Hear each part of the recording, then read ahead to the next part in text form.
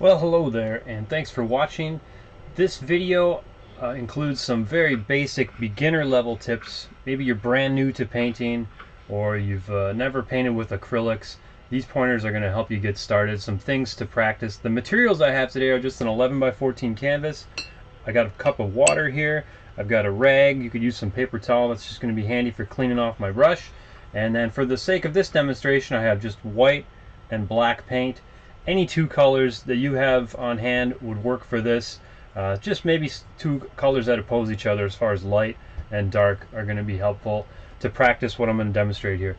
The first thing I want to show you, and this is a fun thing for you to practice, is just different brush strokes. And the brush I'm using is just a cheap flat brush here. It's pretty soft, nothing special, and there's lots of different brushes you could use. What you have might be different, and that's fine, but just different brush strokes to get a hang of, and using your brush in different ways. You know, the most basic brush stroke is, say, like you're painting a house. You just leave that brush in contact with the surface and you just swing it back and forth. That's the most fundamental brush stroke. Something that's a little bit more common in the paintings that I do is a brush stroke where my brush leaves the canvas a little bit more. And that's handy when I'm blending two colors. I can pick up a little bit of each color and sort of mix them in a controlled way on the canvas. I can also get some different effects as far as the texture or the brush mark that gets left behind by doing this. So that might be something to practice. And then definitely stylistically, depending on the brush you use and the colors you're combining, there's all sorts of different things you can do with your brush to get different marks and shapes. So depending on the subject matter that you're after while you're painting and the effects that you're looking for, the sky's the limit with that sort of thing. But certainly just experiment. Get out a brush and some paint, and you don't necessarily have to make a painting to practice painting. Alright, so I'm going to clean off my brush. Another helpful pointer is when I'm cleaning my brush, I'm always trying to shape and maintain the shape of that brush. I don't like to jab it into surfaces and fray and splay those bristles. I like to keep them pretty flat and well shaped, and your brush will last a lot longer that way. These boxes here I'm going to use to practice going from light to dark. And you could do this with more boxes or fewer boxes. I've just got 5 here for the sake of a quick demonstration, but I want to go from white to black and just mix my color right on the canvas. And that's a great thing to start to get a hold of and to eventually master, is knowing what's on your brush and how much more of the other color you need in order to blend it. So I'm just going to start really easy by just putting some white on the canvas, and it's going to be my brightest box. The brush stroke I use for this doesn't really matter. It's handy to have a rectangular brush here when I'm painting inside of rectangles.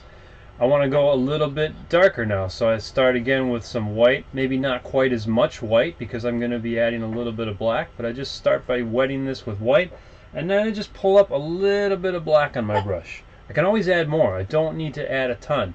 If I just dump a whole bunch of black on there, it's got to go somewhere. I got to do something with it.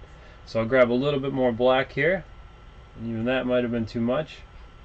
And I'll just mix that right in. So now I've got a light shade of gray, even a little bit more white.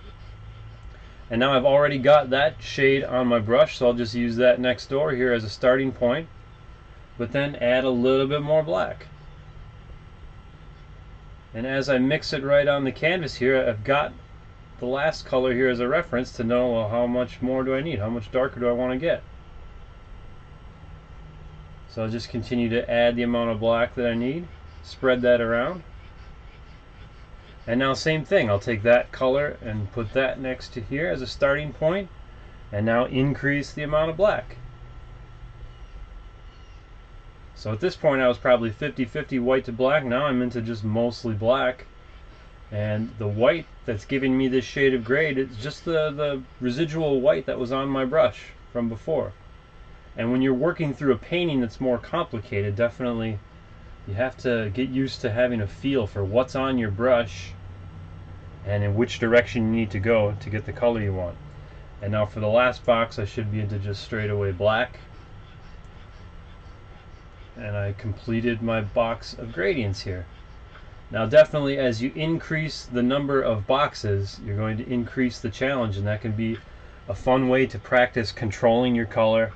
And again, getting a feel for what's on your brush and what you need to put on your brush to make a change.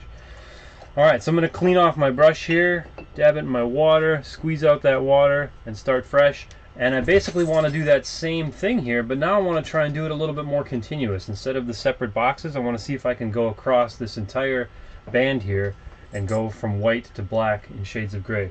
So again, I'll start with just plain old white, get that on the canvas, and now I'm going to extend that out a little bit further. I'll use this as a guide to kind of where I want to change.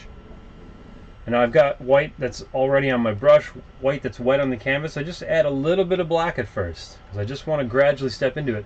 And this is a helpful pointer for blending on a larger scale or blending anywhere. And depending on what you're making and what this will be possible or not, but starting outside of where I left off and then working that color back into that wet paint. You can see how it has something to blend into there. Plus, it gives it some space to do so. If I just dumped all that black right here, well, that's where it's going to be then. But if I start outside and work my way back into that white, I have more control over how and where the color blends. So just like I did with my plain old white, I'm going to extend that a little bit further.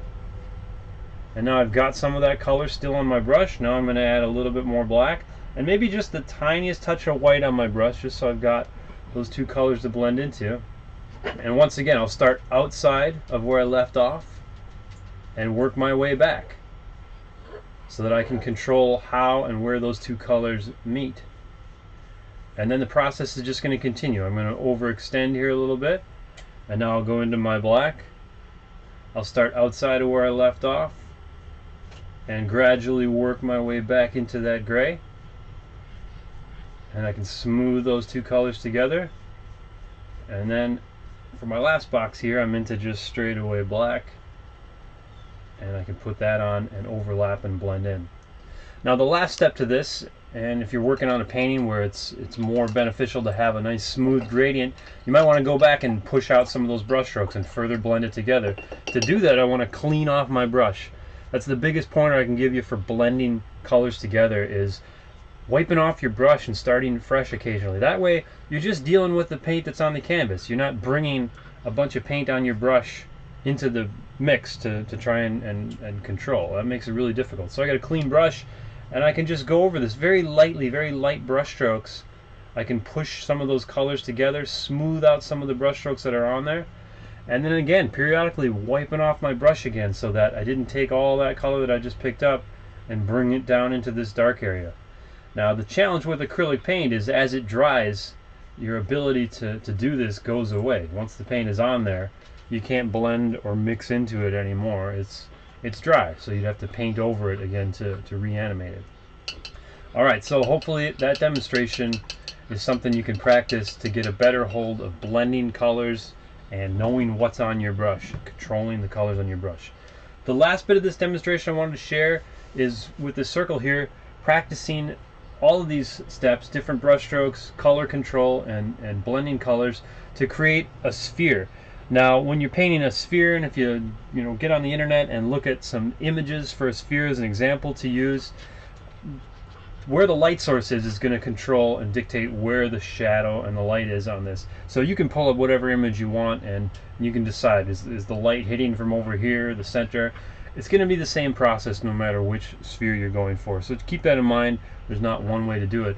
The idea here is to practice controlling your color, and then throw on top of that trying to show some shape to the object you're making. So the direction of my brush strokes and the direction these gradients go is going to create that illusion of that shape. So I'm just going to say my light source is maybe up on the top here. So this would be my brightest area, and then it's gradually going to get darker as those surfaces roll away from us and catch less light. So my starting point is just going to be taking some white and just roughly in a circular area here, just a little bit off center and towards the top. Again, that might change depending on where you're imagining your light source to be. And then just like we practiced up here, just a little bit of black at first because it's a gradient. I want to gradually go into these other colors. I don't need to just jump into a whole bunch of black. And now I'm just going to kind of follow that circular shape, because this is essentially a circle, a sphere, and kind of have my brush stroke mimic that shape, working this darker color towards the outside. And then just like we practiced up here, same concept, I'll gradually increase the amount of black. There's still some gray left on my brush, so it's got something to mix into. And that's where the challenge becomes, apparent with acrylic painting. Is this paint starts to dry and you're trying to blend into it. So you really got to know and get a feel for, as you pass over it on your brush, like, am I blending into that, or am I just painting over something? And you'll be able to see if you're, mixing the colors, or if you're just sort of getting that dry, scratchy feel of a dry brush and dry canvas. The more you paint, the more you'll get a feel for that. But as I work to my outside edges here, I just get more into my dark color. You can see I'm trying to use the shape of the brush to my advantage. If I need to paint a narrow section, I'm using the thin edge of that brush. If I'm trying to cover a little bit more ground, I use more of the wide side of that brush. And then I'm going to, again, do what I practiced up here, clean off my brush. And then I'm going to go back and try and reattempt blending some of this. Now I know, I can just tell from experience that this is pretty dry here in the middle already, so I'm going to grab a little bit more white again to start out. And those areas around the outside edge that I just finished, they're probably still a little bit wet, enough that I can still kind of blend into them. So I'm just going to keep going with this white and just very lightly with my brush and see if I can pick up some of that color and blend into it. So very lightly, and this kind of goes back to those brush strokes I demonstrated in the beginning, where I'm just kind of swinging the brush and the brush just hits the canvas on the bottom of that swing. And if I do that, then I'm kind of just shifting the paint a little at a time. If my brush is always on the canvas, well, then I'm always moving the paint around and I don't have quite as much control. So that's something to practice and experiment with. Cleaning off my brush, again, #1 pointer when blending colors together. Definitely, if you have a color on your brush and you want to keep using it, go for it. But if you want to go back and touch up something that's already on the canvas, you already have wet paint there, start with a clean brush. Now I'm just going to emphasize some of my darker areas here. I've got a little bit more black on my brush. Again, cleaning off my brush occasionally, so I just manage the paint that's on the canvas rather than always introducing more paint. And then changing the direction of my brush stroke to kind of follow the shape of whatever it is that I'm painting. And the idea here is just to try and smooth colors together. And it's definitely a challenge with acrylic paint sometimes, because the paint dries fast and you don't always have your opposing color to blend into. So with practice and experience, you get a feel for what's already dry, what color I'm going to need to add in order to balance out what I'm blending. And that just comes with practice, and this is a great place to start practicing. You can get a feel for different brush strokes and how much paint is a little bit, how much is a lot, and then get a feel for how much of one color or another do I need to go in the direction I want, smoothing things together, and then using those techniques to create shape and create the illusion of something that has some dimension to it. So hopefully you're able to use this to help you paint, challenge yourself with different colors, more boxes, bigger shapes, and happy painting.